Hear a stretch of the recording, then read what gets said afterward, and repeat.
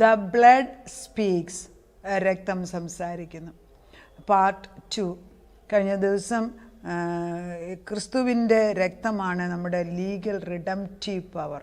അതായത് എന്നെ പാപത്തിൽ നിന്നും വീണ്ടെടുത്ത് നിത്യജീവൻ തരുന്നതിനുള്ള നിയമപരമായ അധികാരം രക്തത്തിനാണുള്ളത്. അപ്പോൾ ഈ വിശുദ്ധ രക്തം തളിക്കുമ്പോൾ നമ്മൾ ദൈവത്തിൻ്റെ മക്കളായിട്ട് മാറും. നമ്മൾ എത്രമാത്രം, അതുകൊണ്ടാണ് പാപപരിഹാരത്തിന് കുഞ്ഞാടിൻ്റെ രക്തം പഴയ നിയമത്തിൽ ഉപയോഗിച്ചു. കുഞ്ഞാടിൻ്റെ രക്തം പഴയ നിയമത്തിൽ പാപം മൂടിക്കളയുക, പിന്നെ പാപം അവിടെ കാണുന്നില്ല. പക്ഷേ പുതിയ നിയമത്തിൽ യേശു ക്രിസ്തുവിൻ്റെ കുഞ്ഞാടാണ്, യേശുവിൻ്റെ രക്തം തളിച്ചു കഴിഞ്ഞപ്പോൾ പാപം കഴുകപ്പെട്ടു പോയി. അത് വളരെ വളരെ പ്രധാനപ്പെട്ട ഒരു പോയിൻ്റാണ്. പിന്നെ ഈ കഴുകിക്കഴിഞ്ഞ പാപം വീണ്ടും പറയാൻ പിശാചിന് അധികാരമില്ല. അവൻ നുണ പറയും, പക്ഷെ നമ്മൾ പറയണം അത് കഴുകിപ്പോയി എന്ന്.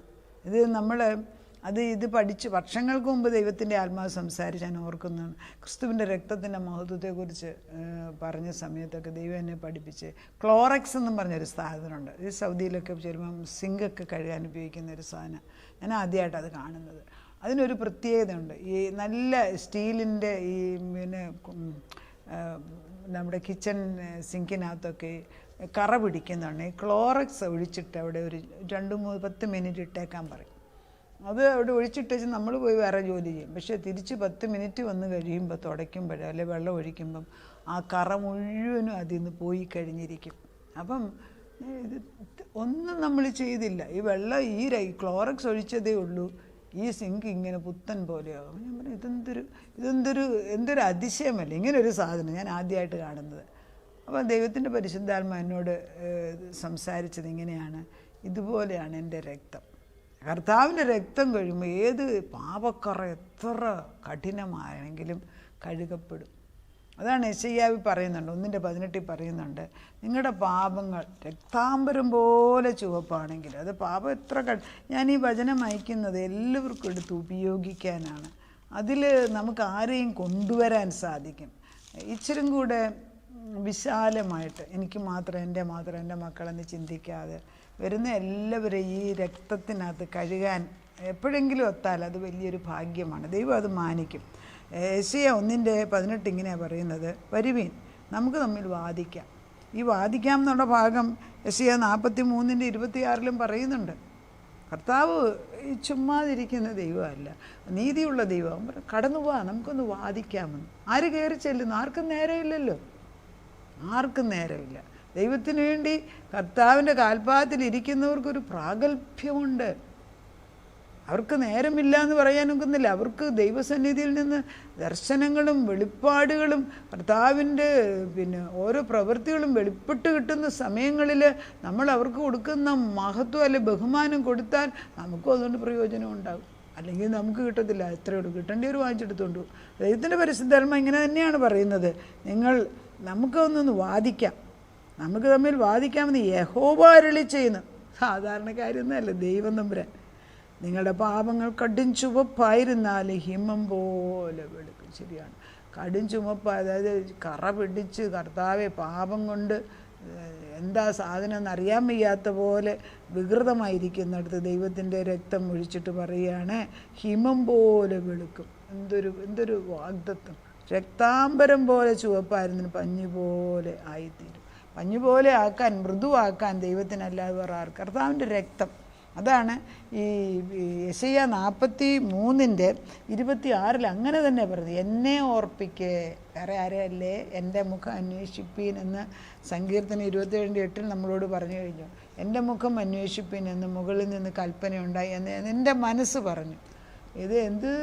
ഏത് ദൂതായത് കേൾക്കുന്ന പരിശുദ്ധാത്മാവാണ് സംസാരിക്കുന്നത്. ദൈവത്തിൻ്റെ ആത്മാവ് നമ്മുടെ ഉള്ളിലേക്ക് കയറി വരിക. അപ്പോൾ യെശയ്യാ 43:26 എന്നെ ഓർപ്പിക്കുക, നാം തമ്മിൽ വ്യവഹരിക്കുക, നീ നീതീകരിക്കപ്പെടേണ്ടതിന് വാദിച്ചു കൊള്ളുക. വാദിക്കാൻ പറയാം. അപ്പോൾ നമ്മൾ കോർട്ട് തുറന്നു തന്നു, കടന്നു പോവാം. നമ്മൾ ദൈവസന്നിധിയിൽ കടന്നിരിക്കുക. Put me to remembrance, plead the case. ഈ ഇംഗ്ലീഷിൽ പ്ലീഡ് എന്നാണ് പറയുന്നത്. പ്ലീഡ് എന്ന് പറയുന്നത് ഒരു വക്കീൽ കോർട്ടിൽ കേസ് വാദിക്കുന്ന അത് റിക്വസ്റ്റ് അല്ല, ഇതൊരു പ്ലീഡിംഗ് ആണ്. രണ്ട് സൈഡും കേൾക്കാൻ അവസരം തരിക ദൈവം. You are not arguing your worthiness, your work, your ability but placing you under the blood. അതായിരിക്കണം ഇതിൻ്റെ മെയിനായിട്ടുള്ളത്. അത് നമ്മുടെ വേർതിൻ്റെസ് ഒന്നും കേൾക്കാനല്ല, നീ പറഞ്ഞോളാൻ പറഞ്ഞു. എന്താ പറയുന്നത്? Pleading is a legal representation presenting in the court. The believer is free.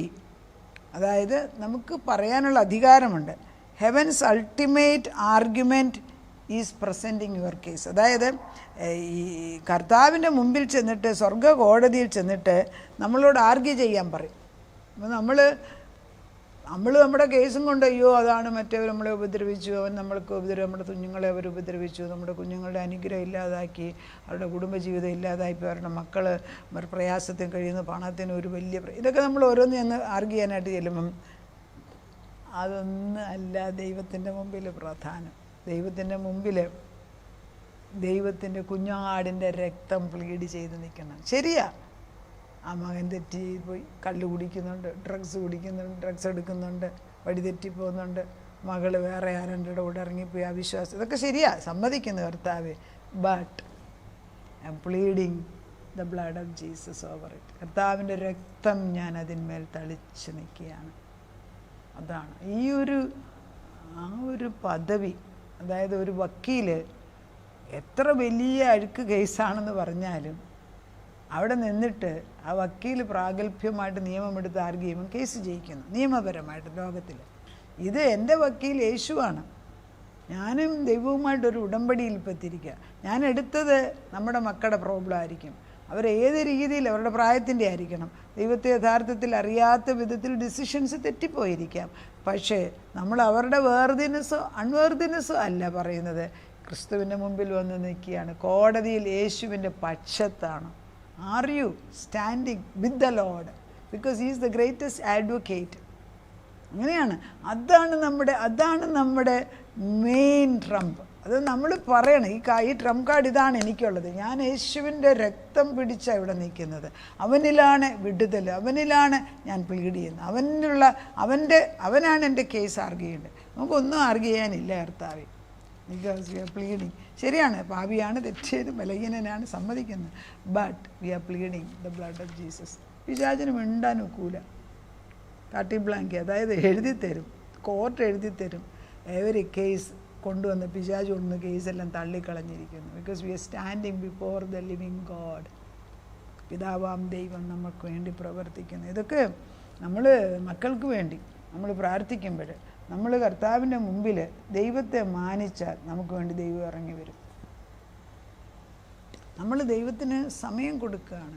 നമ്മളുടെ എഫേർട്ട് എല്ലാം കൾമിനേറ്റ് ചെയ്യുന്നത് ദൈവത്തിന് മഹത്വം കൊടുക്കാനായിരിക്കണം. അത് under our breath we are speaking to God. ശരി, ഒരാൾ നമുക്കെതിരായിട്ട് യുദ്ധത്തിന്, നമുക്കെതിരായിട്ട് വലിയ ദേഷ്യപ്പെട്ട് ഇങ്ങോട്ട് വരിക. In between under the Lord have mercy on me, ദൈവമേ രക്ഷിക്കണേ, ഇത്രയും മതി. അത് പറഞ്ഞു കഴിഞ്ഞാൽ ദൈവം ഇടപെടും. That is the beauty of our God. പക്ഷേ എത്ര പേർക്ക് ഇത് മനസ്സിലാവുന്നുണ്ട്? കർത്താവിന് ആവശ്യമുള്ളപ്പം, പ്രയാസമുള്ളപ്പം മാത്രം ഉപയോഗിക്കും. Every day connection use to be reinvigorated, അല്ലെങ്കിൽ റിഫ്രഷ് ചെയ്ത് ദൈവസന്നിധിയിൽ കൊണ്ടത് വേണം. 1 യോഹന്നാൻ 1:7 പറയുന്നത് അങ്ങനെയാണ്. The blood of Jesus cleanse our sin. ഈ 1 യോഹന്നാൻ 1:7 എന്നൊക്കെ പറയുമ്പോൾ നമ്മുടെ എല്ലാ പാപങ്ങൾക്കും പരിഹാരമായിട്ട് ഒരു കാര്യം നമുക്ക് ദൈവം ചെയ്തിരിക്കുന്നതാണ് കർത്താവിൻ്റെ പരിശുദ്ധ രക്തം. 1:7 ഇങ്ങനെയാണ് വായിക്കുന്നത്: അവൻ വെളിച്ചത്തിൽ ഇരിക്കുന്നത് പോലെ നാം വെളിച്ചത്തിൽ നടക്കുന്നുവെങ്കിൽ നമുക്ക് തമ്മിൽ കൂട്ടായ്മയുണ്ട്. അവൻ്റെ പുത്രനായ യേശുവിൻ്റെ രക്തം സകല പാപവും പോക്കി നമ്മെ ശുദ്ധീകരിക്കും. ഏത് പാപം എന്നാണ് പറഞ്ഞത്? സകല പാപവും. ഇറ്റ് ഈസ് റിയലി ഇത് നമ്മുടെ തലയ്ക്കകത്ത് കയറണം. ഇത് ആരുടെ ശരിയാ? ഒരാൾ നമ്മുടെ ഭർത്താവിനെ കുറിച്ചോ നമ്മളെക്കുറിച്ചോ മക്കളെക്കുറിച്ചോ കർത്താവെ സമ്മതിക്കുന്നു. But I am asking you, cover that with the blood of Jesus. എൻ്റെ രക്തത്താൽ അവനെ കഴുകണം. ഇനി മേലിൽ ആ ബലഹീനത അവനിൽ ഉണ്ടാകരുത്. Asking you, pleading it. കോടതിയിൽ ആർഗ്യൂ ചെയ്യാണ്. ആർഗ്യൂ ചെയ്യുന്ന വക്കീൽ യേശുവാണ്. യേശുവിനോട് പറയുന്നത്, നിൻ്റെ രക്തം പിടിച്ചുകൊണ്ടാണ് ഞങ്ങളിവിടെ വന്നിരിക്കുന്നത്. അപ്പോൾ യേശു പറയാൻ മിണ്ടണ്ട, ഞാൻ പറഞ്ഞോളാം എന്ന് പറയും. യേശു കേസ് എടുത്താൽ പിന്നെ ജയിക്കാതിരിക്കും. യേശു തോറ്റ ഏതെങ്കിലും കേസ് വേദപുസ്തകത്തിലുണ്ടോ? യേശു എവിടെയെങ്കിലും തോറ്റിട്ടുണ്ടോ? Cleanse our sin. It's a cleaning എന്ന്, അതായത് പ്രസൻറ്റ് ടെൻസിലാണ്. അവൻ്റെ പുത്രനായ യേശുവിൻ്റെ രക്തം സകല പാപവും പോക്കി നമ്മെ ശുദ്ധീകരിക്കുന്നു. ശുദ്ധീകരിച്ചു എന്നല്ല, ശുദ്ധീകരിക്കുന്നു. പറയുമ്പോഴിപ്പോഴും നടക്കുകയാണ്. അതാണ് ദൈവത്തിൻ്റെ ആത്മാവ് നമ്മളെ വിടുതൽ. When you plead the blood you are presenting God's finished work. നമ്മൾ ദൈവത്തിൻ്റെ രക്തം എടുത്ത് ഉപയോഗിക്കുമ്പം ദൈവത്തിൻ്റെ പൂർത്തീകരിച്ച്, അതായത് ജഡ്ജ് ഹാമർ അടിച്ചിട്ട് ഇത് തീർത്ത കേസാണെന്ന് പറയുന്ന ആ ഒരു വേർഡിക്റ്റും കൊണ്ട് വേണം നമ്മൾ പോകാൻ. അത് ശത്രു നോക്കിയിരിക്കുകയാണ് നമ്മളെ കൊല്ലാൻ. പക്ഷേ ദൈവം തൻ്റെ പുത്രനെ നമുക്ക് വേണ്ടി ഇൻ്റർസീഡ് ചെയ്ത് വലിയ വക്കീലായിട്ട് നമുക്ക് വേണ്ടി നിർത്തി തന്നു. അവൻ്റെ രക്തം നമുക്ക് വേണ്ടി സംസാരിക്കുന്നു. നമുക്ക് പ്രാർത്ഥിക്കാം.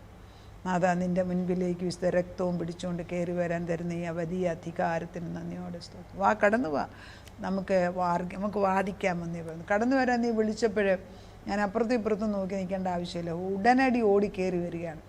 ഏത് പ്രശ്നമാണ്, എൻ്റേതാകാം, മക്കളുടെ ആകാം, മറ്റുള്ളവരുടെ ആകാം.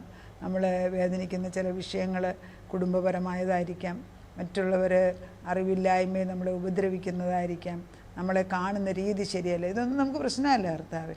ഞങ്ങൾ നിൻ്റെ കയ്യിലേക്ക് വിഷമം ഏറ്റെടുക്കും. നമ്മുടെ മക്കളൊക്കെ വിദേശങ്ങളിൽ പോയി മരുഭൂമിയിൽ അലഞ്ഞ് നടക്കുന്നു. അങ്ങനെ കുറേ പേര് വിളിക്കാറുണ്ടല്ലോ. ഭാര്യ ഭർത്താക്കന്മാരും മക്കളെ ശരിയായിട്ട് വളർത്താൻ ഒക്കുന്നില്ല, അനുസരണമില്ലാത്ത മക്കൾ, അവർക്ക് ഭാരമുണ്ടല്ലോ. ഈ തലമുറ എങ്ങോട്ട് പോകുന്നു എന്നറിയുന്നില്ല കർത്താവ്. എന്നാൽ നിൻ്റെ ആത്മാവ് ഞങ്ങളോട് പറഞ്ഞു, come let us plead together. നമുക്ക് വാദിക്കാം. Pleading is a legal term. അത് നിയമപരമായിട്ടൊരു വക്കീൽ കോടതിയിൽ ആർഗ്യ ചെയ്യുന്നതിനാണ് പ്ലീഡിങ് എന്ന് പറയുന്നത്. കർത്താവേ, ഞങ്ങൾ യേശുവിനെ ഞങ്ങളുടെ കേസ് ഏൽപ്പിച്ചിരിക്കുകയാണ്. ഞങ്ങളുടെ പ്രശ്നം നിന്നെ മാത്രം ഏൽപ്പിക്കുകയാണ്.